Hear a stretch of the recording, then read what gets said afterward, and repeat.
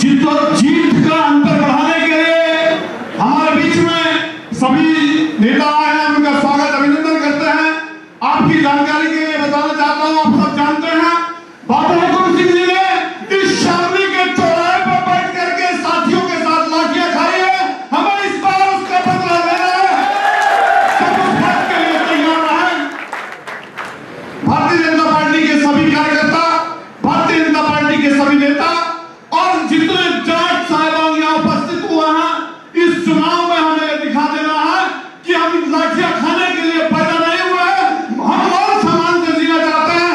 हम अपनी माँ बहन बेटियों को रक्षा करने के लिए सक्षम हैं। हम किसी की लाठियां खाने के लिए यहाँ नहीं रहते हैं। आदरणीय शाह जी, जो हमारे ऊपर अत्याचार हुआ है, जो हमारे ऊपर मुकदमे लगाए गए हैं, झूठे मुकदमे लगाए गए हैं, आपसे अड़ रहे हैं। आप जब सत्ता में होंगे, इन झूठे मुकदमों को एकदम से आप कैंसिल करवाएंगे। इसी आशा के साथ तालियों की गड़गड़ाहट के साथ लोग आदरणीय अमित शाह जी को आमंत्रण।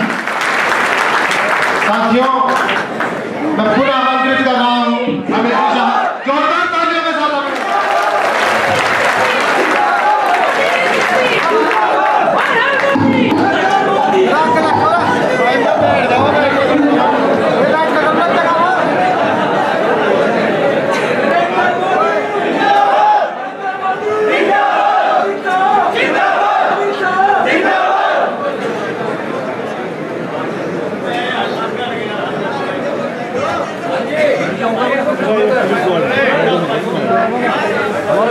चौधरी उदयवीर सिंह जी के अध्यक्षता में बैठे हुए सभी महानुभाव और आज के कार्यक्रम में विराट संख्या में उपस्थित भाइयों और बहनों, मेरे बोलने के लिए कुछ छूटा नहीं है। काफी कुछ बातें हो चुकी। मित्रों, मैं यहां कोई भाषण देने नहीं आया। मैं यहां आपको मिलने के लिए आया हूं, आपके हालचाल पूछने के लिए आया हूं। मगर मौका तो चुनाव का ही है और मैं भारतीय जनता पार्टी का कार्यकर्ता हूं। भारतीय जनता पार्टी इस चुनाव में चुनाव लड़ रही है और प्रमुखता से भारतीय जनता पार्टी की सरकार बनेगी, ऐसे दावे के साथ चुनाव लड़ रही है। इसलिए आपके हालचाल पूछने के साथ साथ मैं निश्चित तौर पर राजनीतिक बात भी करूंगा। मित्रों, पूरे देश में चुनाव देश की सरकार चुनने के लिए है। उत्तर प्रदेश में और विशेष करके पश्चिमी उत्तर प्रदेश में ये चुनाव सम्मान का चुनाव है, अपमान के बदले का चुनाव है और जिन्होंने अन्याय किया है उसको सबक सिखाने का चुनाव है।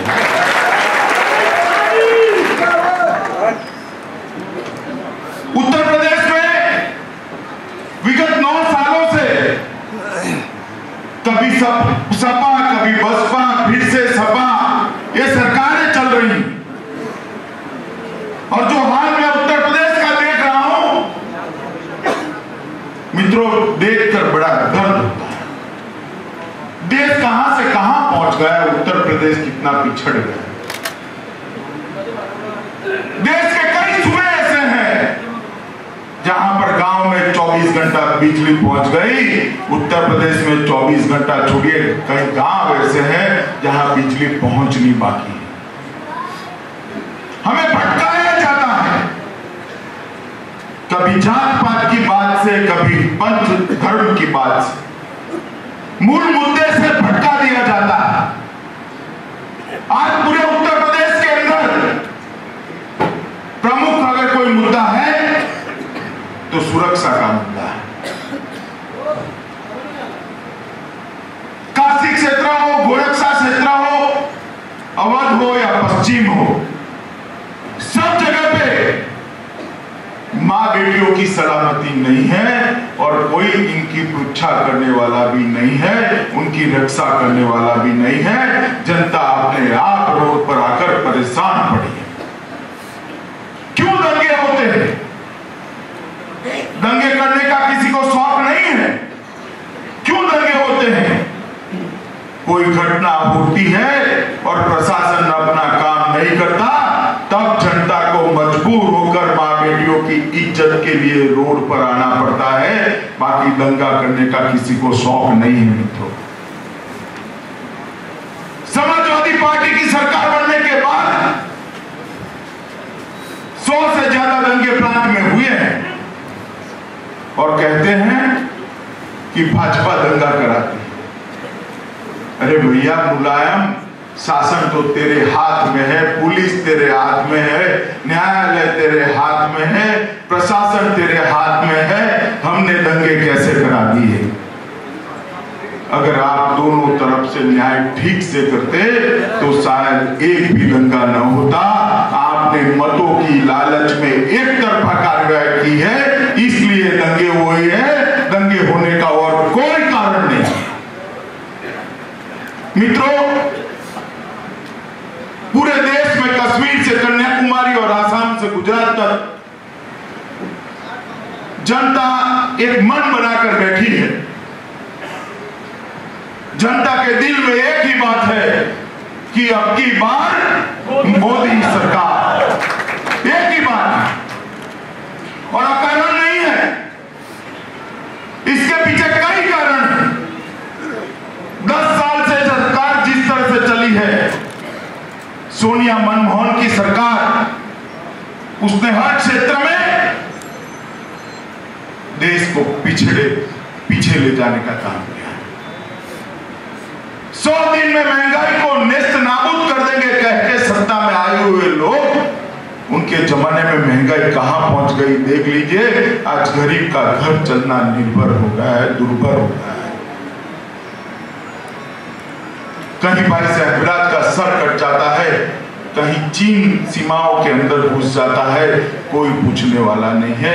मैं आपको इतना पूछता हूं कि आप एक कल्पना कर दीजिए कि नरेंद्र भाई इस देश के प्रधानमंत्री है, तो भाई हेमराज का सर काटने की कोई हिम्मत करेगा क्या?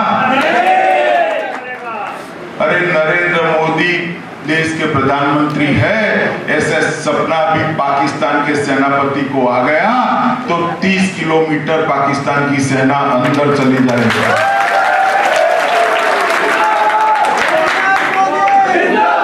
किस तरह से शासन चलाया है? ऐरे गहरे नत्थु गहरे इतने बड़े जनतंत्र का अपमान करते हुए नहीं डरते। कभी इटाली के सैनिक केरल के मछुआरों को मार देते हैं, कभी बांग्लादेश बीएसएफ के जवानों को मार देता है, कभी पाकिस्तान अंदर घुसकर अपने जवानों को मार देता है, कभी चीन अंदर घुसकर हमारी तौहीन करता है। जिस दिन हिंदुस्तान का विदेश मंत्री वहां जाने वाला हो, उसके अगले दिन चीन घुसपैठ कर देता है। क्यों ऐसा? ऐसा इसलिए है कि सत्ता पर एक मौनी बाबा को बिठा दिया है, जिसकी ना देश में पूछे ना विदेश में पूछे। मित्रों, जहां तक भ्रष्टाचार का सवाल है, ये कहने में मुझे कोई झिझक नहीं है कि आजादी के बाद सबसे भ्रष्ट अगर कोई एक सरकार आई है तो सोनिया मनमोहन की यूपीए सरकार सबसे भ्रष्ट सरकार। 12 लाख करोड़ रुपए के घपले किए हैं इस सरकार ने। कोई चीज को नहीं छोड़ा, कोई चीज को नहीं छोड़ा। कोयला तक खा गए, एक भी चीज को नहीं छोड़ा। हर चीज में घपले किए हैं और आयोजनबद्ध रूप से घपले किए हैं और देश की तिजोरी के तलवे के अंदर भी एक पाताल कुआं खोद कर रख दिया है। इसके कारण पूरे देश में विकास थमा पड़ा है। कोर्टें इनका संज्ञान लेती है, घपलों पर स्टे देती है, प्रक्रियाएं रुकी हुई पड़ी। औद्योगिक विकास 4% के आसपास पहुंच गया, जो अटल जी की सरकार 8.5% पर 8 8-8.5% पर छोड़ कर गई। युवा बेरोजगार हो रहा है। हर क्षेत्र में इस सरकार ने देश की साख को गिराने का काम किया है। इसलिए ये देश, पूरा देश तय कर बैठा है कि इस बार परिवर्तन करना है और भारतीय जनता पार्टी को वोट देना है। आपको एक जमाना याद होगा जब अन्ना और रामदेव के नेतृत्व में करप्शन के खिलाफ आंदोलन होते थे, याद है ना जमाना? लाखों लाखों लोग दिल्ली की सड़कों पर घूमते हुए दिखाई पड़ते थे, उमड़ते थे। जैसे ही भाई नरेंद्र मोदी के नाम की प्रधानमंत्री पद के प्रत्याशी के लिए घोषणा हुई है, वही भीड़ मोदी की सभाओं में तब्दील हो गई है और मोदी के सुनने के लिए लाखों लोग आ रहे हैं। चाहे वो आसाम हो या गुजरात हो, तमिलनाडु हो या उत्तर प्रदेश हो, मध्य प्रदेश हो या राजस्थान, जम्मू कश्मीर हो या पंजाब हो, हर जगह पे जिस प्रकार का स्वागत नरेंद्र भाई का हो रहा है, मैं मानता हूं देश ने अपना मन चुनाव के पहले ही बना लिया है। परिवर्तन तो होने वाला है मित्रों, निश्चित होने वाला है। आप मान करे चलिए 16 मई को भारतीय जनता पार्टी की सरकार दिल्ली के तख्त पर आसीन होने वाली है, ये मान कर। मगर मेरा आप सबसे एक निवेदन है कि दिल्ली की सरकार तो बनने वाली है भारतीय जनता पार्टी की, मोदी जी प्रधानमंत्री भी बनने वाले हैं, मगर मेरा निवेदन है कि मोदी को प्रधानमंत्री बनने के लिए सबसे ज्यादा सहयोग अगर कोई करे तो उत्तर प्रदेश और विशेष कर पश्चिमी उत्तर प्रदेश करेगा। आने वाली मोदी सरकार की, भाजपा सरकार की नींव डालने का काम उत्तर प्रदेश करे। देश में जब भी परिवर्तन हुए हैं, चाहे अटल जी की सरकार बनी हो, चाहे विश्वनाथ प्रताप सिंह की सरकार बनी हो, चाहे मोरारजी देसाई और चौधरी चरण सिंह की सरकार बनी हो, परिवर्तन की नींव उत्तर प्रदेश ने डाली है। इस बार भी परिवर्तन की नींव मुझे मालूम है, भरोसा है, उत्तर प्रदेश ही डालने जा रहा है। मित्रों, पूरे देश भर में सब लोग वोट डालेंगे तो एक काम होगा कि भारतीय जनता पार्टी की सरकार बनेगी और नरेंद्र मोदी प्रधानमंत्री बनेंगे। एक काम होगा ना? बोलिए जरा। ठीक है, उत्तर प्रदेश में 2 काम होने वाले। आप जैसे ही भारतीय जनता पार्टी को वोट देंगे, देश में तो भारतीय जनता पार्टी की सरकार बनेगी, नरेंद्र भाई प्रधानमंत्री भी बनेंगे, मगर ये मियां मुलायम की सरकार भी उसी क्षण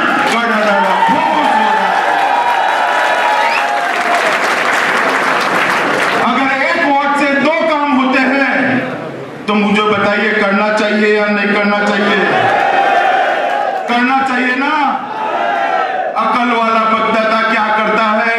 2 बार वोट देने से अच्छा है भाई एक सरकार बनाओ, एक सरकार गिराओ। हो सकता है या नहीं हो सकता है?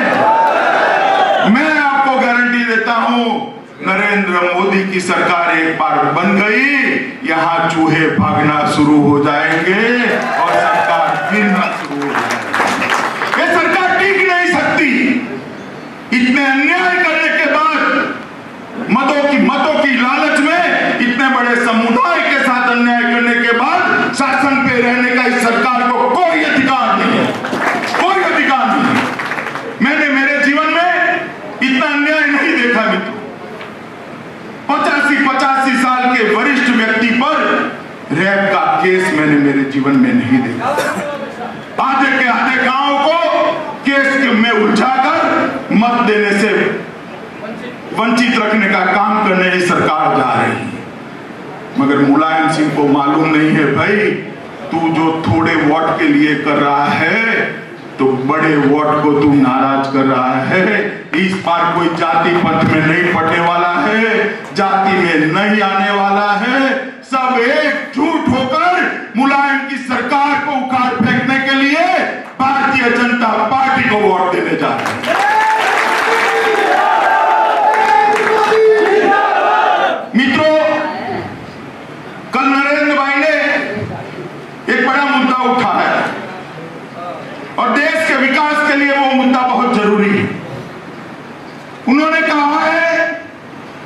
पिंक रिवॉल्यूशन को रोक दो। ये पिंक रिवॉल्यूशन क्या है? इस देश का गरीब तबका, किसान, इस देश का गांव पशुओं के आधार पर जीता है मित्रों, पशुओं के आधार पर जीता है, पशुओं के आधार पर जीता है।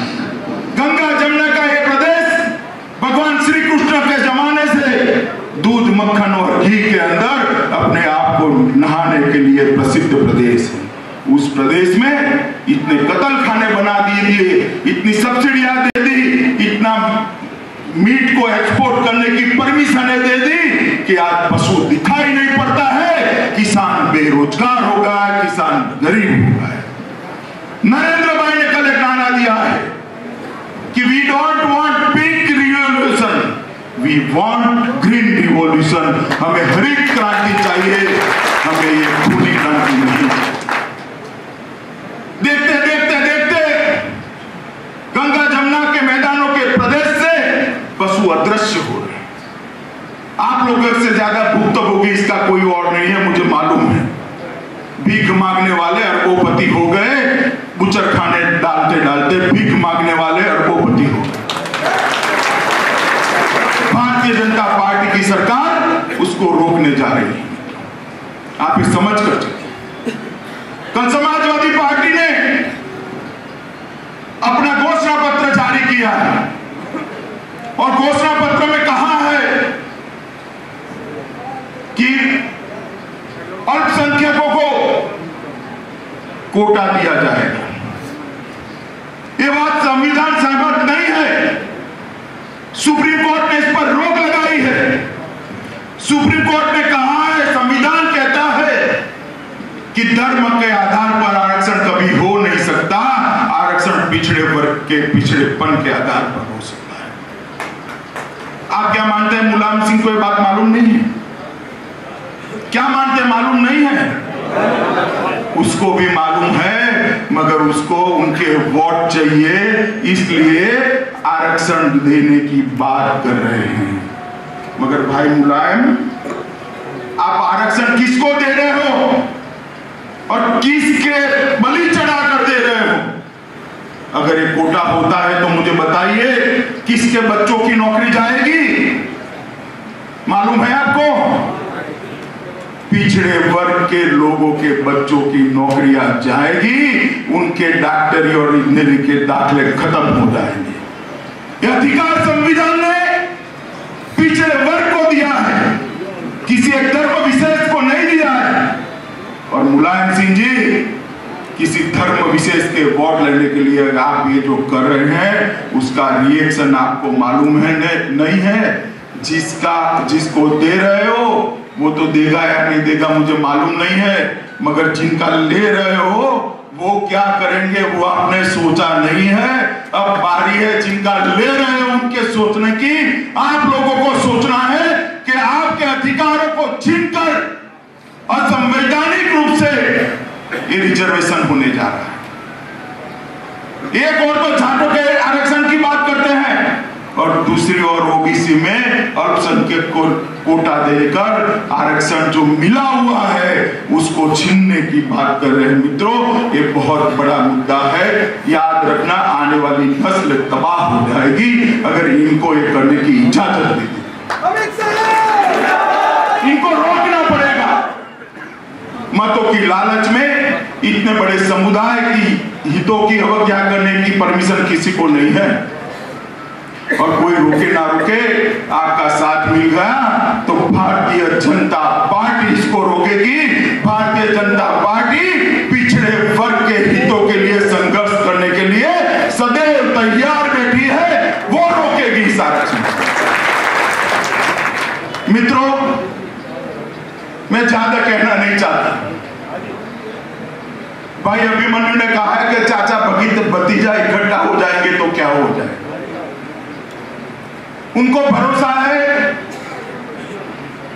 कि हम जात पात के आधार पर वोट डालेंगे। मैं यहां कहने आया हूं कि इस बार उम्र भी मत देखिए, महिला है या पुरुष वो भी मत देखिए, किस जाति का है वो भी मत देखिए। कमल का निशान और नरेंद्र मोदी को देखकर भारत माता की पूजा के लिए वोट कमल के निशान पर दीजिए, कमल के निशान पर बटन दबाइए। और आप लोगों को मैं अपील करने आया हूं कि बटन इतनी जोर से दबाइए कि बटन तो यहां शामली में दबे मगर उसका करंट इटाली के अंदर लगे, इतने जोर से बटन दबाइए।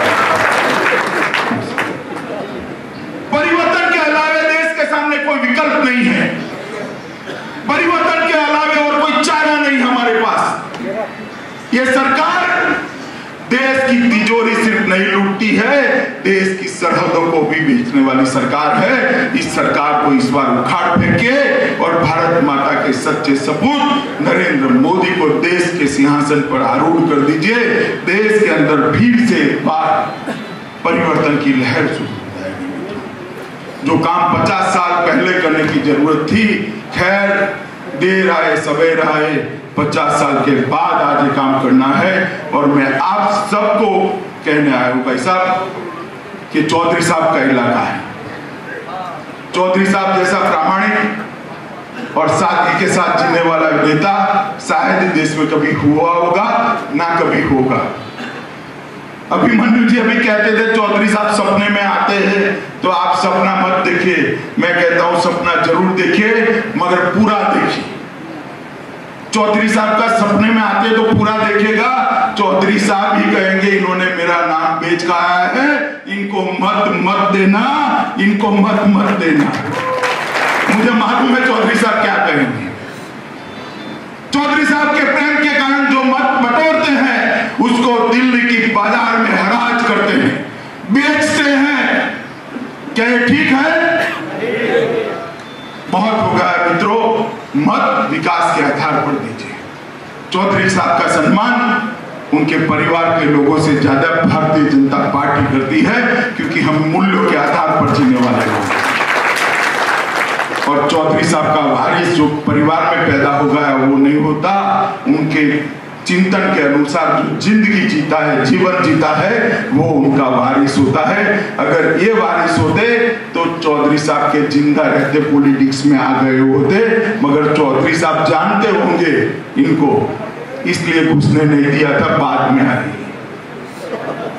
मालूम है ना बाद में आए।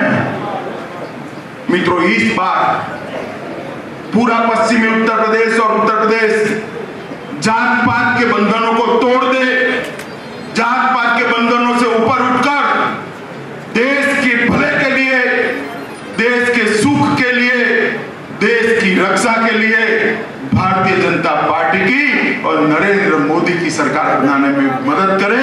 आपकी जो समस्या है उसमें जब समस्या हो रही थी तब भी भारतीय जनता पार्टी आपके साथ थी और अब भी भारतीय जनता पार्टी आपके साथ है और आने वाले दिनों में भी भारतीय जनता पार्टी आपके साथ रहने वाली है। इतना विश्वास रखेगा। भारतीय जनता पार्टी को सब मिलकर विजयी बनाइए, यही अभ्यर्थना। भारत माता की जय। माननीय अमित शाह जिंदाबाद। साथियों एक मिनट, सभी साथियों का सूचना है। मैं एक मिनट आप बैठे रहे। ये मेरे पास 3 प्रश्न आए हैं हाउस से। पहला प्रश्न ये है कि मोदी सरकार बनने के पश्चात जिन क्षेत्रों में ये दंगे हुए हैं इसकी सीबीआई इंक्वायरी होनी चाहिए। दूसरा सुझाव आया है कि फर्जी केस वापस होने चाहिए। और तीसरा सुझाव ये है कि जेलों में बंद निर्दोष लोग तुरंत रिहा होने चाहिए। और चौथा सवाल ये है कि जिन लोगों को वोट डालने से रोका गया है उन्हें वोट डालने दिया जाए।